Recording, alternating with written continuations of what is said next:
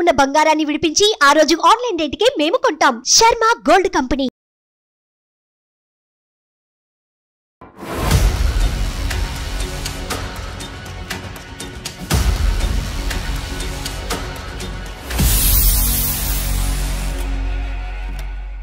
ఈ రెండో పెళ్లి జరిగి ఎంతకాలం అయిందమ్మా? 6 సంవత్సరాలు అవుతుంది. ఎక్కడ ఉంటున్నారు మీరు? అడ్రస్ కూడా తెలియదు సార్. భార్య భర్తలు కలిసి ఉండడానికి ఒక సపరేట్ రూమ్ అనేది లేదు. 18 సంవత్సరాలలో నాకు 14వ సంవత్సరంలో నేను ప్రెగ్నెంట్ అయ్యాను మేడం. పని చేస్తూ ఉమ్మనీరు మొత్తం పోతుంటే ఇలా పొట్టడిలో పట్టుకుంటేనే హాస్పిటల్కి వెళ్ళాను మేడం. బేబీ కడుపులోనే చచ్చిపోయింది మేడం.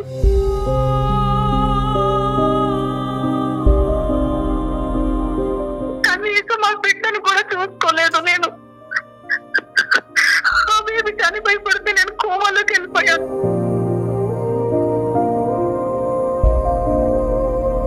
మా తమ్ముడి భార్య నాకు మా తమ్ముడి మీద నిందలేసిందండి ఆ అమ్మాయి. ఈయన పెళ్లి చేసుకున్న 4 నెలలకి నాకు చెప్పేశాడు, నాకు ఇంట్లో పని మనిషి కోసమని నేను పెళ్లి చేసుకున్నానని. మీ 18 సంవత్సరాల పాటు మీరు ఆ కుటుంబంలో నరకను అనుభవించినప్పుడు ఏ సొసైటీ వచ్చి ఏ సమాజం వచ్చి మిమ్మల్ని కాపాడిందమ్మా? ఆ నిర్ణయాన్ని మీ తమ్ముడితో డిస్కస్ చేసి ముందుకెళ్ళినట్లయితే ఈ రోజు అతని సపోర్ట్ ఉండేదేమోనండి. నువ్వు భయపడటం కాదు, నువ్వు అతన్ని భయపెట్టాలి. అందమైన జీవితం సమర్పిస్తున్నవారు 49 అంటే సంతోషం, 49 అంటే సంతానం. అందమైన జీవితం సమర్పిస్తున్నవారు 49 అంటే సంతానం, 49 అంటే సంతోషం. ఎప్పట్లాగానే మన గెస్ట్ కళ్యాణ్ చక్రవర్తి గారు కూడా ఈరోజు నాతో పాటు స్టూడియోలో ఉన్నారు. నమస్తే కళ్యాణ్ గారు. నమస్తే జయ గారు. కళ్యాణ్ గారు, విజయవాడ నుంచి ఒక మెయిల్ ఉందండి, నేను చూశాను. అమ్మాయి పేరు శాంతిప్రియ. కష్టాలు ఒక మనిషిని ఇలా వెంటాడతాయా అని అంటానికి తను రాసిన ఆ మెయిల్లో ఉన్న విషయం చూస్తుంటేనే అర్థమైపోయిందండి నాకు. అంటే ఏంటి అసలు, ఎక్కడ తనకి ఏది ఒక పరిష్కారం అనేది కనిపించట్లేదు. అసలు దాన్ని నేను ఎలా డిస్క్రైబ్ చేయాలో కూడా నాకు అర్థం కావట్లేదు. సో ఒకసారి మాట్లాడేద్దాం, మీరు పర్మిషన్ ఇస్తే నేను కాల్ చేసేస్తాను. ఈవిడ ఏజ్ గ్రూపు మేబీ 40-41 అట్లా ఉండొచ్చు. అంత తన మెచ్యూరిటీ కానీ తను మాట్లాడిన పద్ధతిని బట్టి నాకు అట్లా అనిపించింది. కళ్యాణ్ గారు, హలో. శాంతిప్రియ గారండి? అవును మేడం, నేను జయానండి, అందమైన జీవితం ప్రోగ్రామ్ నుంచి మాట్లాడుతున్నాను, సుమన్ టీవీ నుండి. స్టూడియోలో డాక్టర్ కళ్యాణ్ చక్రవర్తి గారు కూడా ఉన్నారు, ఒక్కసారి మాట్లాడండి. నమస్కారం డాక్టర్ గారు. నమస్తే అమ్మా శాంతిప్రియ. నమస్తే అమ్మా. మాది విజయవాడ. నాకు మ్యారేజ్ అయి 18 years అయింది సార్. ఓకే. ఫస్ట్ మ్యారేజ్ అయి 18 years అయింది. First marriage. చాలా పెద్ద కుటుంబం, ఉమ్మడి కుటుంబంలోకి ఇచ్చారు నన్ను. భార్య భర్తలు అని అంటే అనురాగం, మమకారం ఇలాంటివి ఉంటాయి, కానీ నా జీవితంలో లేవు సార్. భార్య భర్తలు కలిసి ఉండడానికి ఒక సపరేట్ రూమ్ అనేది లేదు. మేమిద్దరం కలిసి ఈ 18 సంవత్సరాలలో ఒక్క సినిమా చూసింది కూడా లేదు సార్. అత్తగారింటి నుంచి సపోర్ట్ లేదు. తల్లి గారింటికి వెళ్ళి బాధ చెప్పుకుందామంటే అక్కడ వాళ్ళు కూడా నాకు శత్రువులు అయిపోయారు.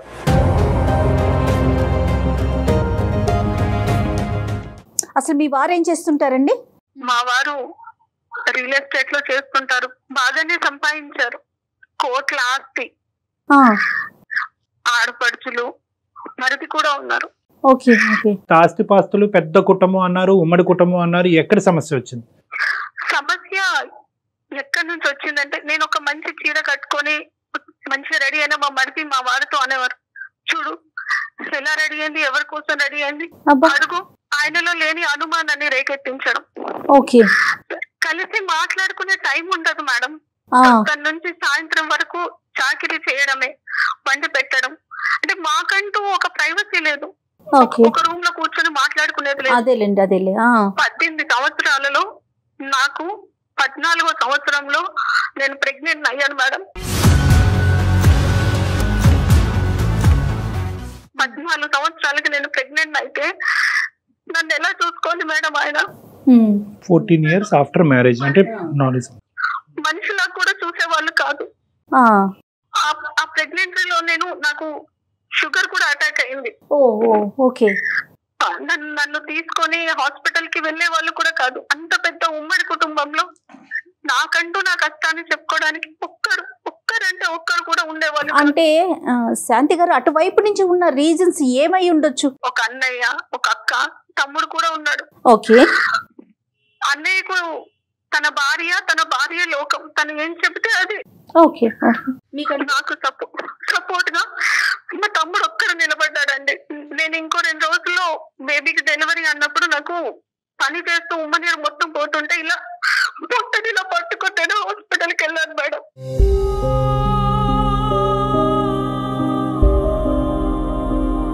నాతోనే ఒక్కరు కూడా రాలేదు. ఇంత పెద్ద ఉమ్మడి కుటుంబంలో పొట్టని ఇలా పట్టుకొని ఆటోలో నేను వెళ్ళిపోతే బేబీ కడుపులోనే చచ్చిపోయింది మేడం.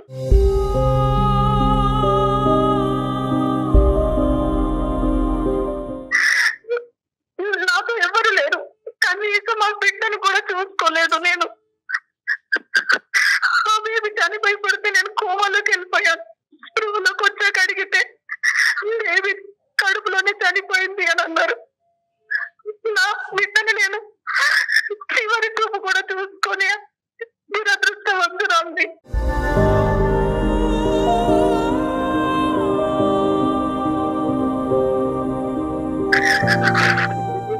అమ్మ అన్న పిలుపుకు కూడా దూరం అయిపోయాను నేను. నా బిడ్డ కోసమైనా బ్రతుకుదాం అనుకున్నాను మేడం.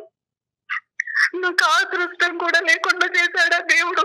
అంటే డిలే అయిందమ్మా, అంటే డెలివరీ టైంకి అంటే మీరు హాస్పిటల్కి వెళ్ళటం వల్ల లేట్ అయ్యిందా? ఎవరు సపోర్ట్ లేరు అప్పుడు నీకు?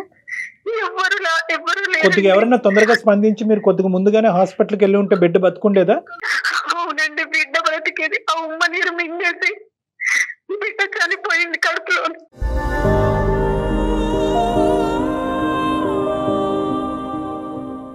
అమ్మ డయాబెటిక్ అన్నారు కదా, అది కంట్రోల్లో ఉందమ్మా ఆ టైం అప్పుడు?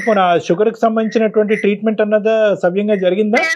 ప్రెగ్నెన్సీలో డయాబెటిక్ అయితే కనుక చాలా స్పెషల్ కేర్ తీసుకోవాలి. Pregnancy it self is a burden for a women అమ్మ. అంటే ఫిజియలాజికల్ గా మెంటల్ గా ఒక బర్డెన్. ఆ టైంలో ఆ అమ్మాయికి మోరల్ సపోర్ట్ లేదు, ఇమోషనల్ సపోర్ట్ లేదు. దానికి తోడు ఈ అమ్మాయి దురదృష్టం 14 years తర్వాత ప్రెగ్నెంట్ అవటము, ఫిజికల్ ప్రాబ్లమ్స్ రావటం, ఉమ్మనీరు బేబీ తాగటం, డయాబెటిక్. సో కలిసి వచ్చినాయి పాపం తనకి. కలిసి రావటం ఒకటిని. ఒకప్పుడు ఇలాంటి సమస్యలు సర్వసహజంగా చూస్తూ ఉంటాం అమ్మ. Only thing that she would have needed at this point is support. అమ్మాయికి ఏంటంటే ఇమోషనల్ గా మోరల్ గా సపోర్ట్ లేదు అనేది ఇంతవరకు బాధపడింది. ఫిజికల్ గా తనకి శారీరపరంగా ఒక సమస్య వచ్చి తన జీవితం ఆ బిడ్డ జీవితం ఒక రిస్క్ లో పడినప్పుడు కూడా ఎవరు ముందుకు రాలేదు. ఇట్లా నాకు అయినాక కూడా మా వారు కనీసం ఎలా ఉంది, ఓ పర్లేదు మళ్ళీ మనకు పిల్లలు పుడతారు అన్న సపోర్ట్ కూడా లేదు మేడం. మోరల్ సపోర్ట్ ఎప్పుడు లేదమ్మా. అంటే నువ్వు ఎవరు లేరు, నువ్వు నా జీవితానికి పట్టిన శనివి, ఇంకా నువ్వు నాకు బిడ్డల్ని కూడా ఇవ్వలేదు అన్నట్టుగా. నువ్వు ప్రెగ్నెంట్ అవటం అన్నది అసలు అతనికి ఇష్టమేనా అమ్మా? అంటే 14 సంవత్సరాల తర్వాత నువ్వు ప్రెగ్నెన్సీ వచ్చింది, గర్భం దాల్చావని చెప్పి నీకు ఎంత ఆనందం ఉందో అందులో కొంతవరకైనా అతనికి లేదు. ఆయనకు ఎంతసేపు ఆయన బిజినెస్, ఆయన ఫ్యామిలీ, ఆయన చెల్లెళ్ళు, ఆయన తమ్ముడు, ఇదే ఆయనకు లోకం. సో ఇంట్లో ఒక పని చేయడానికి ఒక ఆడది అంతే. ఆ ఇంట్లో పని మనిషిగా చూస్తున్నారు, మీకంటూ ఒక స్వేచ్ఛ. కానీ ఇంతకంటే విచిత్రం ఏంటంటేనమ్మా, ఒకటి శాంతి, ఓకే అత్తింటి వాళ్ళు ఇలా ప్రవర్తిస్తారని చాలా సందర్భాల్లో చూసాం. కానీ ఇప్పుడు 1 సంవత్సరం 2 సంవత్సరాల పాటు సర్దుకుపోవమ్మా, సమస్యలు సర్దుమనుగా అవుతాయి. అత్తింట్లో ఇలాంటి చెప్పేవారండి, అమ్మగారు సర్దుకుపోమ్మా, మా పరువు పోతుంది. నాన్నగారు అనేవారు, వెనక్కి వచ్చేసేయమ్మా, నేను నిన్ను చూసుకుంటాను, వెనక్కి వచ్చేసేయమ్మా అని. ఆయన మారకపోతాడా, నా ప్రేమను అర్థం చేసుకోలేకపోతాడా, ఆయనకు మారకపోతాడా అని ఇంకా నా వల్ల కాలేదు. నాన్నగారు కూడా మొత్తం మంచాన పట్టేసి నా మీద రందితో బాధతో ఆయన మంచాన పడితే ఇంకా నేనుండి ఒక్కసారి చివరి చూపు కన్నా వెళ్ళేసి వస్తాను అని ఎంత బతిలాడినా కూడా పంపించలేదండి.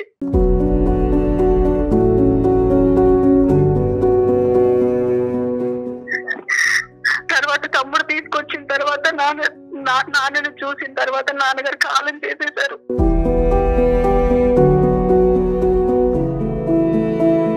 తమ్ముడు ఇంకా పంపించలేక నీ ఆరోగ్యాన్ని నేను చూసుకుంటాను, నీకు నేను ట్రీట్మెంట్ ఇప్పిస్తానని సైకియాట్రిస్ట్ దగ్గర తీసుకెళ్లి ట్రీట్మెంట్ కూడా ఇప్పించారండి. సో నాన్నగారు చనిపోయినప్పటి నుంచి ఇంక ఇంట్లో ఉండిపోయారు మీరు మీ పుట్టింట్లో? అమ్మగారితో పాటు అమ్మ, నేను, మా తమ్ముడు మమ్మల్ని తీసుకెళ్లి సపరేట్ రూమ్ తీసుకొని అక్కడ ఉంచారండి. ఇక్కడ దేవుడు కూడా చిన్న చూపు చూసాడండి. అయ్యో. మా తమ్ముడి భార్య మమ్మల్ని చూసుకుంటున్నారన్న కక్షతో సమాజంలో నాకు మా తమ్ముడి మీద నిందలేసిందండి ఆ అమ్మాయి. ఏం కర్మమ్మ ఇది.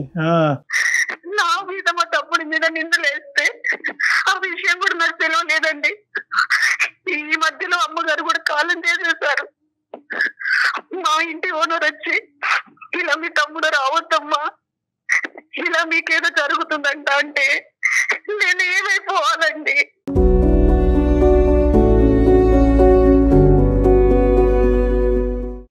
సొంత తమ్ముడండి, ఒక తల్లి కడుపులో పుట్టిన పిల్లలం మేము. ఆమె స్వార్థానికి మా మీద నిందలేస్తే ఏమైపోవాలి?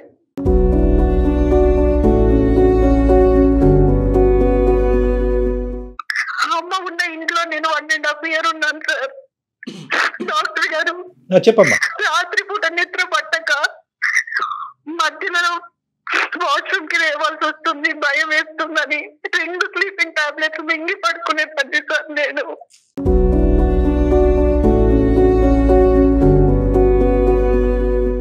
మరి తమ్ముడు ఇప్పుడు నీతోనే ఉన్నాడమ్మా? తమ్ముడు నీకు సపోర్టివ్ గానే ఉన్నాడా? తమ్ముడు కాంటాక్ట్ లో లేడు. వాడికి నేను దూరంగా వచ్చేసాను నేను. అవన్నీ అంటే ఇట్లా నిందలు పడుతున్నాయని తెలిసి మధ్యలో ఒక సంబంధం వస్తే 2వ పెళ్లి చేసుకొని వచ్చేసాను సార్. అతను అనవసరంగా నీ వల్ల అతని జీవితం పాడవుతుందని చెప్పి అతని దగ్గర నుంచి కూడా దూరం వచ్చి. అవును సార్, వాడికి 2 ఆడపిల్లలు సార్. వాళ్ళ జీవితం మీద కూడా మర్చిపడుద్ది కదా సార్. అదేనమ్మా, నాకు అర్థమైంది. సో ఫైనల్ గా ఏంటంటే, ఎవరికి నేను భారం అవ్వకూడదు, నా వల్ల ఎవరికి కష్టం రాకూడదు అని చెప్పి అటువైపు అత్తింటి నుంచి ఇటువైపు పుట్టింటి నుంచి దూరంగా వచ్చి ఒంటరిగా టైలరింగ్ చేసుకుంటూ బతుకుతున్నాం. అవును సార్. అప్పుడు ఈ వ్యక్తి ఎలా పరిచయం అయ్యారమ్మా? ఎవరో వచ్చారు, పెళ్లి చేసుకున్నారని అంటున్నారు కదా, అతను ఎవరు, ఎక్కడి నుంచి వచ్చాడు, ఎలా పరిచయం అయ్యాడు? నేను గ్రాడ్యుయేషన్ చేశాను సార్. ట్యూషన్స్ చెప్పేదాన్ని నేను. సో ఆ ట్యూషన్ లో ఒక అబ్బాయి వచ్చి, మేడం ఇట్లా ఒకరు ఉన్నారు మేడం, మ్యారేజ్ చేసుకుంటా అంటున్నారు, బాగా వెల్ సెటిల్డ్ అన్నప్పుడు నేను మాట్లాడానండి. ఇది నా జీవితం, నేను మళ్ళీ చేసుకోవాలంటే నాకు చాలా ధైర్యం కావాలి, ఎంత నేను అనుభవించేశాను అని అంటే, లేదు నన్ను చేసుకుంటూ సుఖపడతావు, నీకు మంచి జీవితం ఇస్తానని నమ్మించాడండి. అతని ఫ్యామిలీ బ్యాక్గ్రౌండ్ ఏంటమ్మా? అతనికి పెళ్లి అయిందా? అతని వయసు ఎంత? పెళ్లి అయింది, ఆయనకి 2 పిల్లలు సార్. పెళ్లిడికి వచ్చిన పిల్లలు ఉన్నారు. భార్య ఏమైంది? భార్య చనిపోయింది సార్. చనిపోయింది. కేవలం ఈ స్టూడెంట్ పరిచయం ద్వారా ఏర్పడినటువంటి ఒక పరిచయం. అవును సార్. ఇంకా మీరు ఇంకేమీ వాకప్ చేయలేదు? అతను ఎవరు, నిజం భార్య ఎటువంటి పరిస్థితుల్లో చనిపోయింది, చాలా ఇంపార్టెంట్ ఫ్యాక్టర్. ఏది వాకప్ చేయలేదు సార్. నా తమ్ముడైనా సంతోషంగా ఉండాలి, నా దగ్గరికి ఇంకా రావద్దు, వాడైనా వాడు ఫ్యామిలీతో బాగుండాలని నేను ఈ పెళ్లి చేసుకుని వచ్చేసాను. ఈ పెళ్లి చేసుకోవడం ఎలా అంటే, పెనంలో నుంచి కుంపట్లో పడ్డట్టు అయిందండి. అర్థమవుతోందండి, అర్థమవుతుంది. ఎదిగిన పిల్లలు. ఈయన పెళ్లి చేసుకున్న 4 నెలలకి నాకు చెప్పేశాడు, నాకు ఇంట్లో పని మనిషి కోసం అని నేను పెళ్లి చేసుకున్నానని.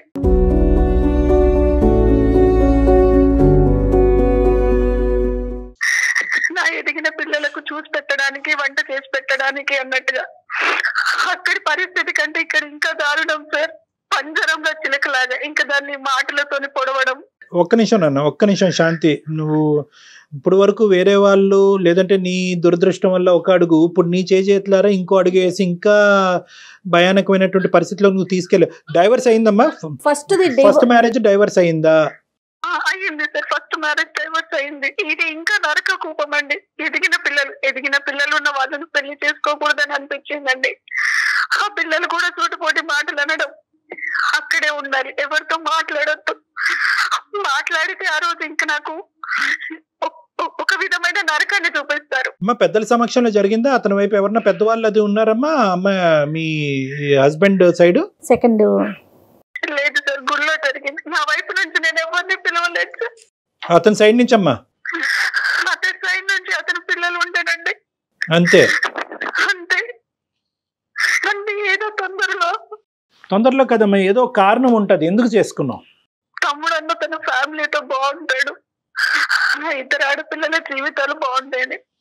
ఇది ఇంకా ఎందుకంటే తమ్ముడికి ఇచ్చి చేసింది ఎవరినో కాదు సార్, మా అక్కయ్య కూతుర్ని సార్, మా అక్కయ్య కూతుర్ని.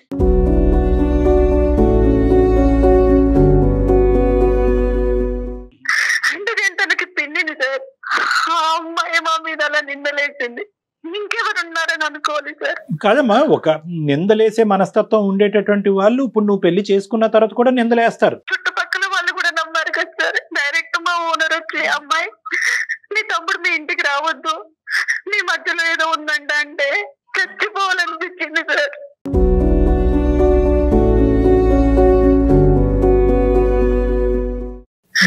నిజంగా అమ్మ, ఒక నిందేసేటటువంటి పరిస్థితి వచ్చినప్పుడు దానికి మీరు ఎంచుకున్నటువంటి పరిష్కారం మాత్రం తొందరపాటు పరిష్కారం, అది నేను చెప్పాలి అని అనుకుంటున్నాను.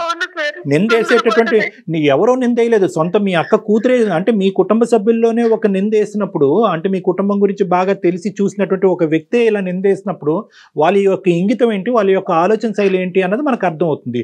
ఆ మాట పట్టుకుని ఇంటి పక్కన వాళ్ళు ఎదురింటి వాళ్ళు ఒక 2 మాటలు అన్నారు కాబట్టి ఎవరో దారికి పోయినటువంటి దాని గురించి వాకప్ చేయకుండా తొందరపడి పెళ్లి చేసుకుని నువ్వు ఏం సాధించావమ్మా? ఎవరిని సుఖపెట్టావు?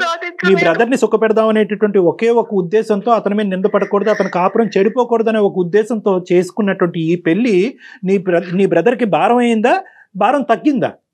భారం ఎక్కువైంది. ఇప్పుడు ఈ రోజు ఏంటంటే మీకొక్కరి దానికే కాదు, అంత పెద్ద మనసు ఉన్నటువంటి మీ బ్రదర్కి కూడా ఈ రోజు కౌన్సిలింగ్ చేయాలనేటటువంటి పరిస్థితి వచ్చింది. ఆ పెళ్లిలోంచే 18 సంవత్సరాలు పట్టింది మిమ్మల్ని బయట వేయటానికి. మీ కుటుంబ సభ్యులు ఎవరు సపోర్ట్ చేయకపోయినా ఒంటి చేతి మీద బయటకు తీసుకొచ్చి కాపాడాడు. ఎందుకు కాపాడాడు? ఆ నరకంలో కాకుండా నీ మటుకు నువ్వు ఒంటరిగా నువ్వు బతకచ్చు, నువ్వు బతికినంత కాలం నేను నీకు సపోర్ట్ ఇస్తాను అనేటటువంటి విధంగా నిన్ను బయటకు తీసుకొచ్చాడు.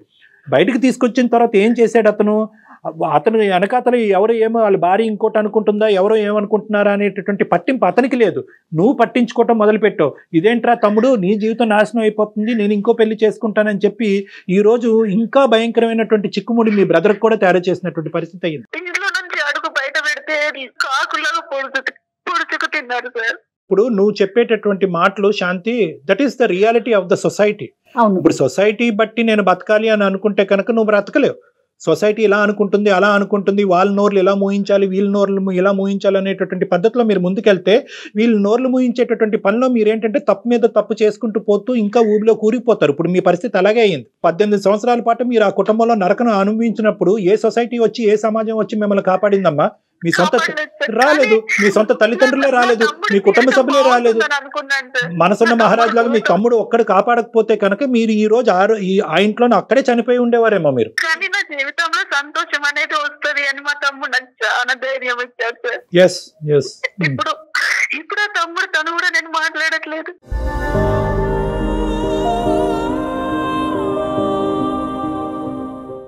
వాడు ఎక్కడ ఉన్నాడో కూడా తెలియదు. ఆ సపోర్ట్ కూడా పోగొట్టుకుంది అమ్మాయి. బాధపడాలా, కోప్పడాలా, ఏంటో మాట్లాడలేదు. బహుశా మీరు శాంతి గారు ఫస్ట్ ఇష్యూ అయిపోయిన తర్వాత ఎప్పుడైతే మీ బ్రదర్ మీకు సపోర్ట్ చేశారో అప్పుడు మంచి నిర్ణయం, ఒక స్ట్రాంగ్ గా డెసిషన్ తీసుకొని పోని ఆ నిర్ణయాన్ని మీ తమ్ముడితో డిస్కస్ చేసి ముందుకెళ్ళినట్లయితే ఈ రోజు అతని సపోర్ట్ ఉండేదేమోనండి. అవును సార్, అవును మేడం. గతం జరిగింది జరిగిపోయింది. తమ్ముడి జీవితాన్ని కాపాడాలని అనుకుని తమ్ముడినే పోగొట్టుకున్నారు మీరు, తమ్ముడినే దూరం చేసుకున్నారు. ఇంతకంటే వాడు కూడా అమ్మాయితో విడాకులు తీసుకున్నాడంట.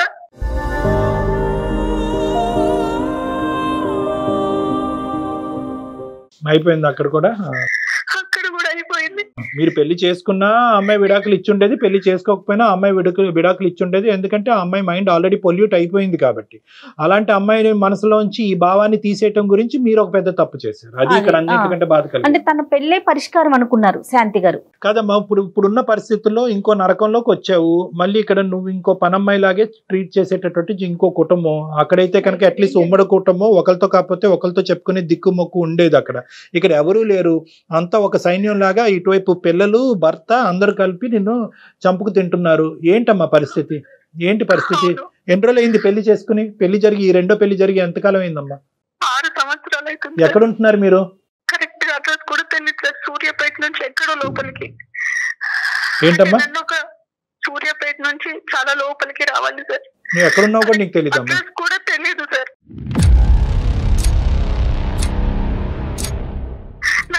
నాకు షుగర్ కదా సార్, ఇంట్లో పని చేస్తూ నాకు బొటన వేలు ఇట్లా పాడైపోయి మొత్తం వేలంతా పాడైపోయినా నన్ను హాస్పిటల్ తీసుకెళ్ళలేదు సార్.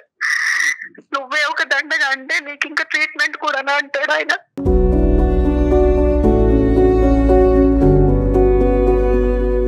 ఆ పాత నరకం 18 సంవత్సరాలు, ఇప్పుడు ఈ నరకం యొక్క డ్యూరేషన్ 6 years. 6 years. అవునండి. ఎందుకున్నావమ్మా అక్కడ? స్ట్రైట్ క్వశ్చన్, ఎందుకున్నావు అక్కడ? ఎలా బయటకు రావాలమ్మా? మీ ఇంటికి తలుపు ఉంది కదా, బయటికి రా. వాళ్ళు బయటికి వెళ్ళినా లాక్ చేసుకొని వెళ్ళిపోతారు. మా ఇంట్లో కనీసం పని మనిషి కూడా రాదండి.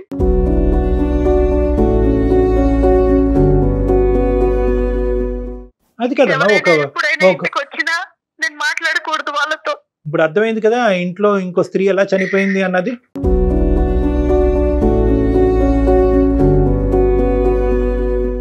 ఇప్పుడు ఇదే పరిస్థితి నువ్వు 3వ 4వ 5వ పెళ్లిలో నువ్వు నాకు చెప్పినా కూడా నేను అంటాను, ఒకటే మాట అంటాను, నువ్వు బయటికి రావాలి, నీ గురించి నువ్వు బ్రతకాలి, నువ్వు పెట్టుకున్నటువంటి ఒక ధ్యేయం గురించి, ఒక గమ్యం గురించి నువ్వు. సార్ బయటికి రావడానికి ఫస్ట్ నాకు దారి తెలియట్లేదు. వచ్చినా నేను ఎక్కడికి వెళ్ళాలి? నో అలా కదమ్మా, ఎక్కడికి వెళ్తావు అనేటటువంటి సెకండరీ ఇష్యూ అమ్మా. ఇక్కడ ఉండి చచ్చిపోకుండా ఫస్ట్ నిన్ను నువ్వు కాపాడుకోవాలి. ఎక్కడికి వెళ్తావు అన్నది బయటకు వచ్చాక ఆలోచిద్దాం. నీకు డిగ్రీ ఉంది, టైలరింగ్, కానీ నా బాధ ఒక్కసారి ఎవరికైనా చెప్పుకుందాం అనిపించింది. సంతోషం అమ్మా, చాలా సంతోషం. ఈ రోజు వాళ్ళు బయటకు వెళ్ళినప్పుడు మాకు ఎలాగైతే ఫోన్ చేసావో, నీకు బోల్డ్ అంత లీగల్ సిస్టమ్ సపోర్ట్ ఉంది. నువ్వు ఎలా అయితే మాకు ఫోన్ చేసావో అలాగే నువ్వు 100కి ఫోన్ చేయి, పోలీసులకు ఫోన్ చేయి. ఇలా నేను నరకయాతను అనిపిస్తున్నాను, ఇక్కడ బంధించి పెట్టారు, నన్ను ఒక జైల్లో పెట్టారు, నన్ను ఇలా నేను ఒకసారి 100కి డైల్ చేశాను. అది అంతకన్నా నరకం చూపించాడు ఆయన వచ్చి. సొసైటీలో నాకంటూ ఒక పేరుంది, నువ్వు ఏదైనా అనుకుంటే జరిగిపోదని, నన్ను దాటి ఏ విషయం వెళ్ళలేదు అని. ఎటొచ్చి ఏంటంటే మీరేమనుకున్నారు అంటే కనుక మీరు ఇంకా ఆ గిల్ట్లోనే ఉండిపోయారు.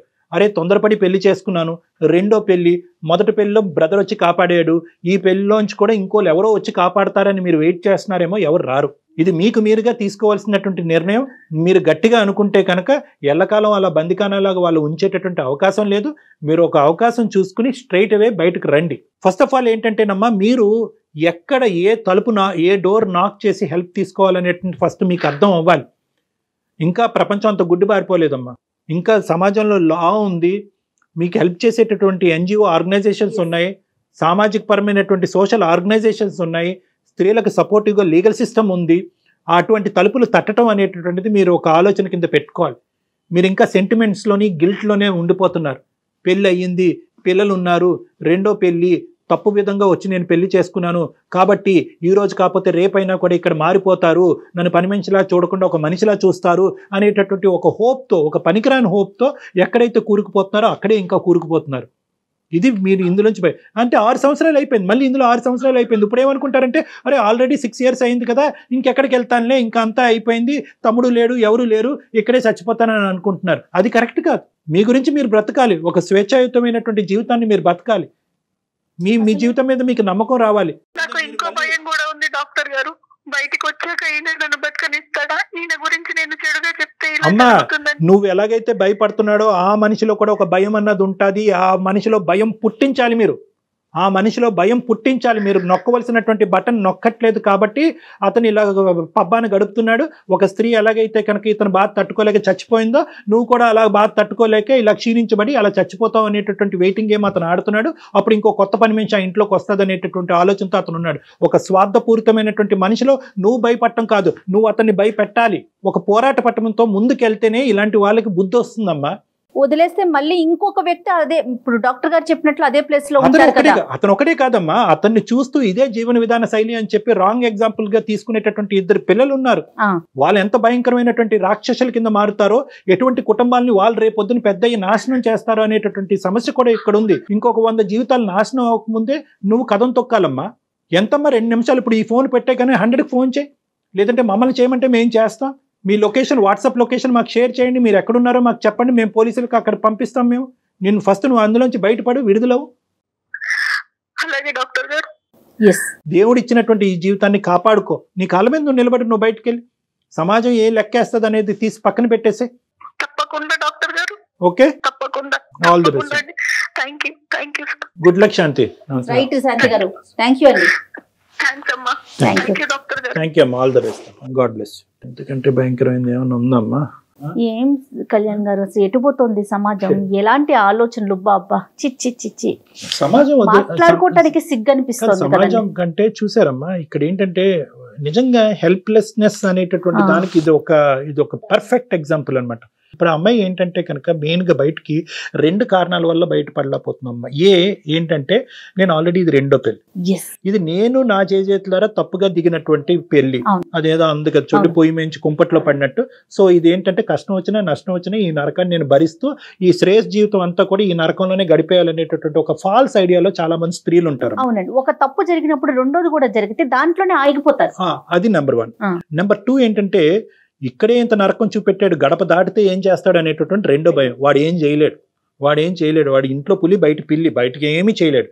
ఎటొచ్చి ఏంటంటే ఇలాంటి ఆడవాళ్ళు అలా అనుకునే అమ్మో ఇంకా ఏం చేసేస్తాడు అనేటటువంటి. ఆ అమ్మాయి ఇంకో మాట ఏమంటుంది, నేను బ్రతకుండి ఎందుకు అనేటటువంటి మనిషికి నీకెందుకు ప్రాణభయం అమ్మా, నువ్వు బయటకు అడిగేయి అనేటటువంటి మనం ధైర్యం ఇవ్వటం. 2 బేసిక్ సొల్యూషన్స్ ఇవి. ఎవరైనా కూడా చెప్పేటటువంటి సొల్యూషన్. ఇటొచ్చి ముఖ్యంగా ఏంటంటే ఈ 2 సొల్యూషన్స్ ఆ అమ్మాయికి ఎందుకు కనిపించట్లేదు అంటే ఆ అమ్మాయి ఒక గిల్ట్ భయం అనేటటువంటి కుంపట్లో ఉండిపోయింది. ఇలా ఉండిపోయింది. ఫస్ట్ లో తమ్ముడు సపోర్ట్ చేశాడు, ఇప్పుడు అతను కూడా లేకపోయేసరికి నేను ఒంటరిని, నాకెవ్వరూ లేరు అనే పాయింట్ తనకి రేజ్ అవుతుంది. మోస్ట్ ఇంపార్టెంట్ ఏంటంటే మళ్ళీ తమ్ముడు లాంటి ఒక మహత్తరమైనటువంటి ఒక మనిషి వచ్చి నన్ను ఇందులోంచి బయటకు లాగుతాడు అనేటటువంటి ఒక అనవసరమైనటువంటి హోప్ లో ఆ అమ్మాయి 6 సంవత్సరాల పాటు గడిపేసింది. తన నెంబర్ మనం తీసుకుందాం మేడం. ఎమర్జెన్సీ నెంబర్స్ అన్ని కూడా అమ్మాయికి మెసేజ్ పెట్టండి మీరు, లేదంటే కాల్ చేసి చెప్పండి. ఆ కాంటాక్ట్ నెంబర్స్ అన్ని కూడా తనకి హెల్ప్ఫుల్ గా ఈ రోజు కాకపోయినా రేపైనా కూడా అమ్మాయి కాల్ చేసి ఒక అవకాశం తీసుకుని బయటపడుతుంది. తప్పకుండా కళ్యాణ్ గారు. నమస్తే. అందమైన జీవితం సమర్పిస్తున్న వారు 49 అంటే సంతోషం, 49 అంటే సంతానం.